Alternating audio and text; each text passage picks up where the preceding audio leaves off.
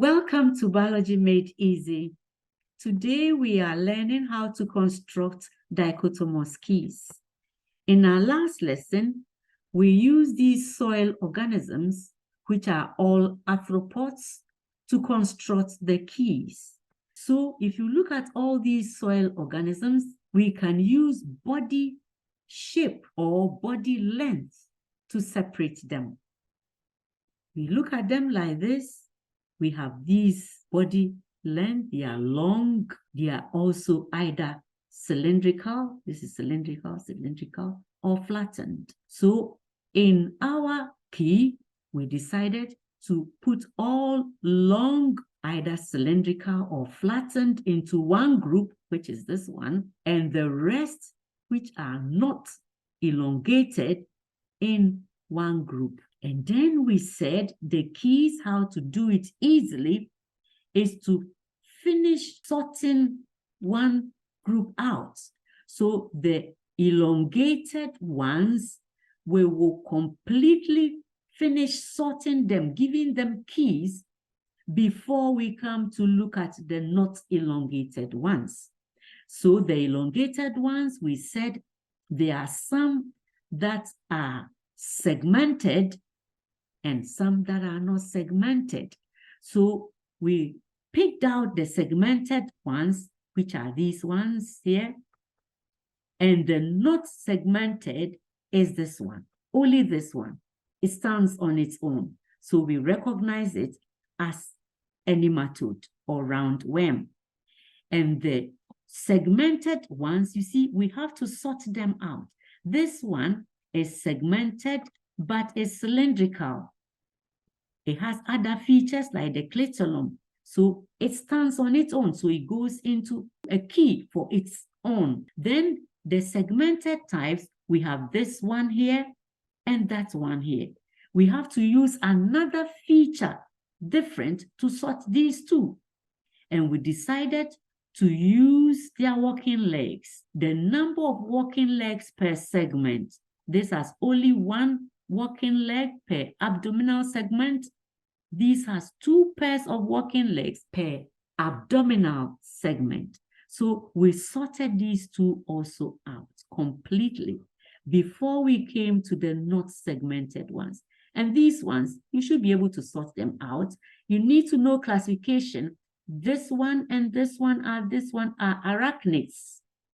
This and this are insects. Look at their body divisions, the number of legs. All these subpredators, these have 3 pairs of walking legs. These have 4 pairs of walking legs. And look at the pedipalps. We use the pedipalps to separate them out. This one, this one, this one, different pedipalps. And these ones with this almost the same pedipalps, we can use the abdomen shape to sort them out. The detail, please check the lesson. In today's lesson, we want to construct dichotomous keys for these organisms, which are all insects, beetles. We have put down their specific names here, A, B, C, D, up to H. These are their specific names. So when we go to talk about them, very soon, we will be using their specific names. So in constructing the keys, these are all beetles, but they have certain characteristic features that we can use to sort them out, to draw the keys. For instance, look at them. They all have antennae. This antenna, this antenna, this one's antenna, this antenna, they all have characteristic antennae, isn't it? So the feature that we can use to sort all of them into groups is their antennae. Now, if you look at the antennae carefully, we can see that some antennae are short and club-shaped. They look like a club, right? These ones, short and club-shaped. And these 3 here have long jointed antennae. So in dichotomous keys, we put all the club-shaped antennae into one area here, and we put all the long antennae into one group here. And these club-shaped antennae here, we have to sort them out. And when we are finished, we deal with the others. So in these club-shaped antennae, look at them very carefully. This is the group. We can still regroup them, isn't it? This club shape, look at the shape of this antenna. Look at the shape of this antenna. They are smooth, okay? Club-shaped, smooth, almost like golf sticks. Look at this one, club-shaped, but has a knob on a stick here. These are club-shaped, but they are not smooth. These are also club-shaped, but they are not smooth. And we put these club-shaped that are smooth into one group. And we have to use other characteristics to sort these two out. And what other characteristics can we use? Look at the walking legs. Characteristically, we can use them to sort them out. And even if walking legs fail us, we can use another feature, isn't it? Body shape. The shape of this body is different. So that is how to construct dichotomous keys. So let's look at the detail of what we are talking about. So we are going to sort them out into club-shaped antennae, like this one, these two here. The antennae are club-shaped. This one, club-shaped antennae. And these two are club-shaped antennae. Look at their antennae. They are all club-shaped. And we have short club-shaped antennae, and we have long jointed antennae. These have long jointed antennae. This also has long jointed antennae. So that is how we group them. And you have, we'll deal with the short club-shaped antennae, which we need to go to 2 before we deal with the long jointed antennae. And we have to finish the short clubbed antennae completely. So we have left the 3 out, which is the long jointed antennae, blank space. So the short clubbed antennae, we have some that are completely smooth. If you look at these ones have short clubbed antennae and are not smooth. So the short clubbed antennae, we have some that are completely smooth antennae, like these ones. They have completely smooth antennae. Look at the antennae, like golf sticks. Look at the antenna here. So these ones are completely smooth, clubbed shaped, and they are 2. So we have to go to column 4 to separate it. There's completely smooth ones, which are these 2. What feature can we use? Their legs. Look at the legs. This one has all its legs or limbs, the outer edges, very sharp outer edges. So this one stands out on its own. All the 4 limbs, all right, have outer edges sharp, and that's the scarab beetle. That's H. And then its friend has only the 4 limbs having these sharp ridges at its ends. And look at its characteristic, a line of sharp edges on its head. And that is this Aristobia, the Egyptian scarab. So for the club shape completely smooth, which we went to 4, column 4, we have finished separating them. So we come to club shape antenna, not completely smooth, to now sort out. And they're not completely smooth, we have to go to 5, column 5, to sort it out.